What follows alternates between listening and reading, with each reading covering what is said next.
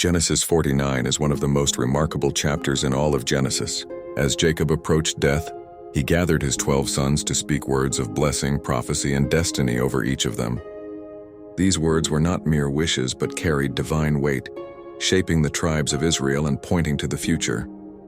Jacob said, "Gather yourselves together, that I may tell you what shall happen to you in days to come." His words look beyond the present into the generations. Reuben was the firstborn, but Jacob declared that he would not have the preeminence because he defiled his father's bed. His sin cost him his place of leadership. Simeon and Levi were rebuked for their violence. Jacob said, "Cursed be their anger, for it is fierce, and their wrath, for it is cruel. I will divide them in Jacob and scatter them in Israel." This came true. The Levites were scattered, but their scattering turned into service for God as priests. Judah received the greatest blessing. Jacob said, "Your brothers shall praise you. Your hand shall be on the neck of your enemies. The scepter shall not depart from Judah, nor the ruler's staff from between his feet, until Shiloh comes, and to him shall be the obedience of the nations." This prophecy pointed directly to the Messiah, the Lion of the tribe of Judah, through whom kingship and eternal rule would come.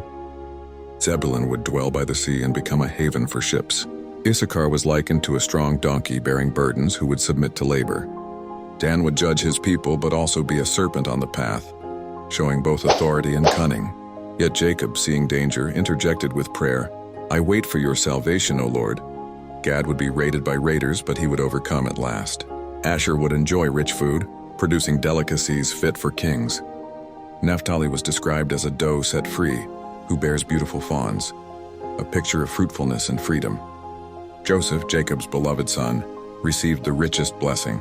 He was described as a fruitful bough by a well, whose branches run over the wall. Though attacked, the mighty one of Jacob had strengthened his hands. He was blessed with blessings of heaven above, of the deep, of the breasts and womb, blessings greater than those of Jacob's ancestors. Joseph would be set apart from his brothers, crowned with extraordinary favor. Benjamin was described as a ravenous wolf, devouring prey in the morning and dividing spoil at night. His descendants would be fierce warriors, as seen later in Israel's history.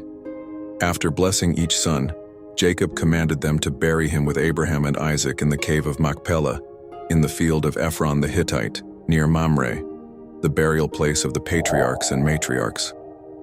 When Jacob finished giving instructions, he drew his feet into the bed, breathed his last, and was gathered to his people. Genesis 49 is both a family farewell and a prophetic vision.